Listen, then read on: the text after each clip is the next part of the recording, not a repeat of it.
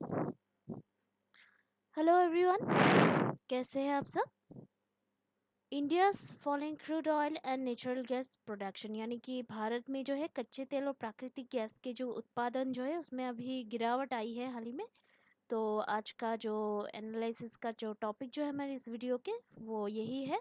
और ये क्यों आया है, इसके लिए गवर्नमेंट ने क्या इनिशिएटिव्स लिया है, और अभी कहाँ से इंपोर्ट्स होते हैं, क्यों होते हैं, और कब तक ये रहेगा, और किस वजह से होगा, इन सभी के बारे में जो है हम आज के इस वीडियो में डिटेल में इसके ऊपर डिस्कस करने वाले हैं। और ये जो डिस्कशन जो है वो आपके एग्ज़ाम पॉइंट ऑफ व्यू से बहुत ही इंपॉर्टेंट है, और जो भी आप कम्पिटिटिव एग्ज़ाम्स के लिए प्रिपरेशन कर रहे हैं उन सब के लिए भी बहुत ही फ़ायदेमंद होगा। तो इस वीडियो को जो है एंड तक ज़रूर देखिएगा। और अभी तक अगर आप लोगों ने हमारा चैनल सब्सक्राइब नहीं किया है तो प्लीज़ सब्सक्राइब कर लीजिए, और साथ ही साथ बेल आइकन भी दबा दीजिए ताकि आपको अगला नोटिफिकेशन मिल सके। तो चलिए आज का डिस्कशन शुरू करते हैं।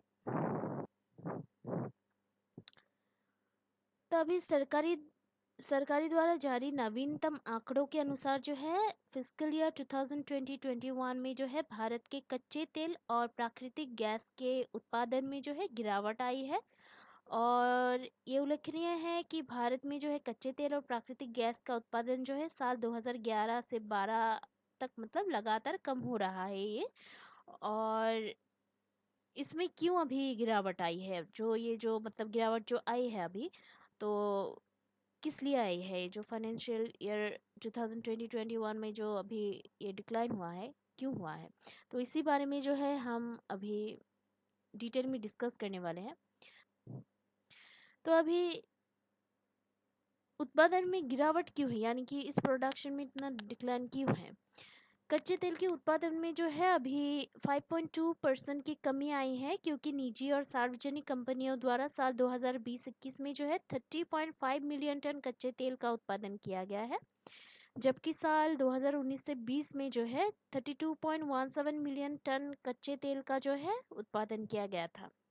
प्राकृतिक गैस के उत्पादन में जो है 8.1% की गिरावट आई है, और साल 2020-21 में जो है 28.67 बिलियन क्यूबिक मीटर प्राकृतिक गैस का जो है उत्पादन हुआ है, जबकि साल 2019-20 में जो है 31.18 बिलियन क्यूबिटर मीटर प्राकृतिक गैस का उत्पादन हुआ है।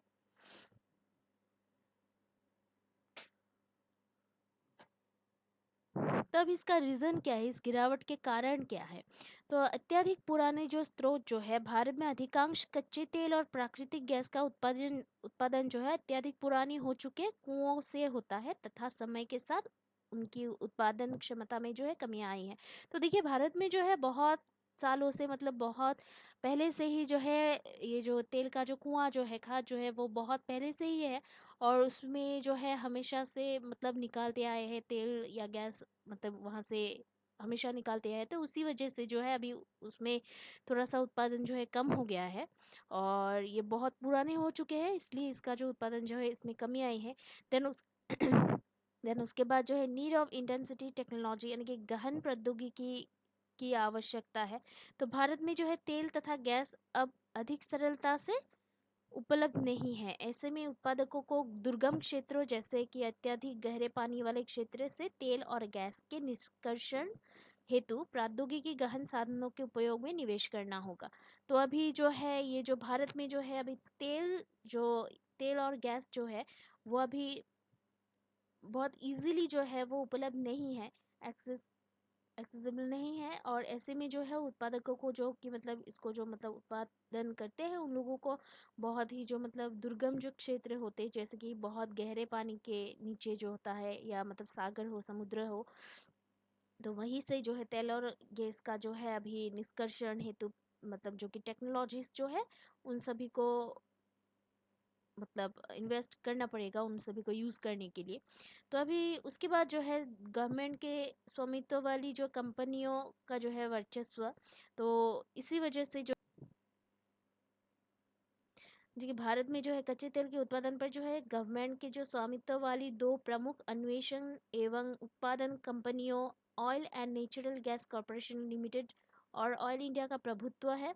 तो अभी हम तो सभी जानते हैं कि ऑयल इंडिया जो कि oil and natural gas corporation limited जो कि ओएनजीसी है, और ऑयल इंडिया जो है वही मतलब भारत का बहुत ही मतलब मेन जो हमारे नेचुरल गैस और क्रूड ऑयल का जो उत्पादन जो करते हैं, ज़्यादातर हम सभी जानते हैं ये दोनों ही कंपनियां हैं।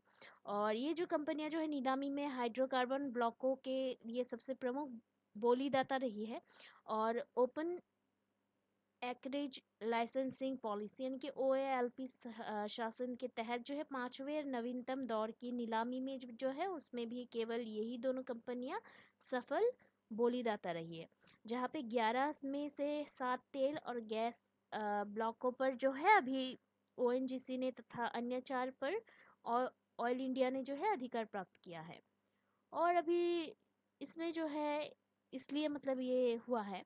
देन उसका और एक कारण जो है लो इंटरेस्ट ऑफ फॉरेन कंपनीज, यानी कि जो कि विदेशी कंपनियों की जो कम रुचि जो है इसी वजह से हुआ है। तो हाइड्रोकार्बन अन्वेषण और उत्पादन में ऊर्जा क्षेत्र की दिग्गज विदेशी कंपनियों को आकर्षित करने के लिए जो है भारत द्वारा किए जा रहे प्रयासों को उसको भी काफ़ी हद तक सफलता नहीं मिली है। और सरकार ने जो है दुर्गम क्षेत्रों से जो है तेल और गैस के जो निष्कर्षण में जो है तकनीकी सहायता प्रदान करने हेतु ओएनजीसी से निवेश में वृद्धि करने तथा विदेशी अग्रणी कंपनियों के साथ संपर्क सहभागिता बढ़ाने के लिए कहा है। तो जो फॉरेन जो कंपनीज जो है उन सब से मतलब सपोर्ट इस तरह से अच्छी तरह से नहीं मिल रही है, या फिर उनसे मतलब जो कहते हैं ना हेल्प वो नहीं मिल रही है। तो सरकार जो है प्रमुख विदेशी अग्रणी कंपनियों को यह समझाने का प्रयास मतलब कोशिश भी कर रही है कि नीलामी और विनियमन की वर्तमान प्रणाली पहले की तुलना में जो है अधिक खुली एवं पारदर्शी है। तो ये भी मतलब गवर्नमेंट ने ओपन एंड ट्रांसपेरेंट जो ये जो मतलब है वो समझाने की कोशिश कर रही है।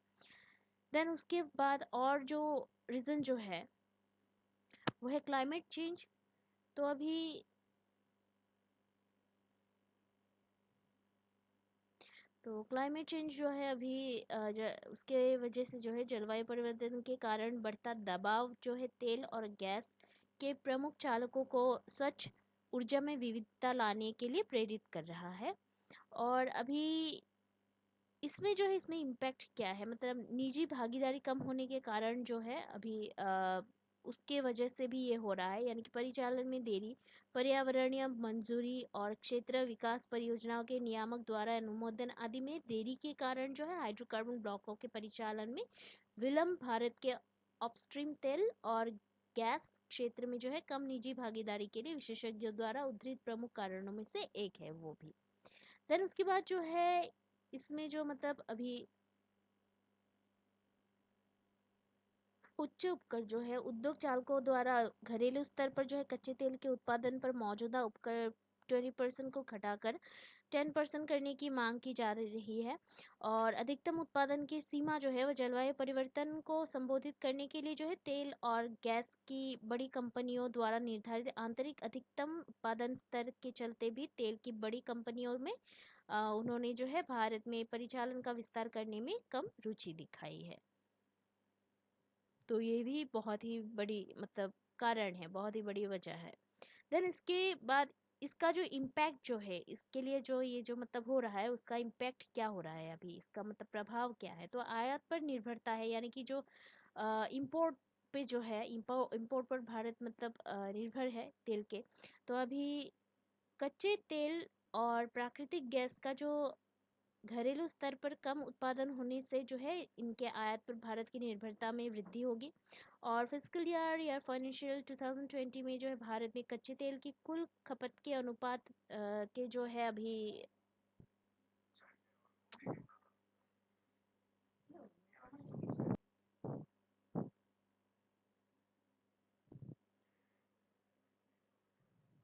अनुपात में जो है आयात का हिस्सा भी फिजिकल ईयर 2012 के 81.8% से बढ़कर 87.6% हो गया है।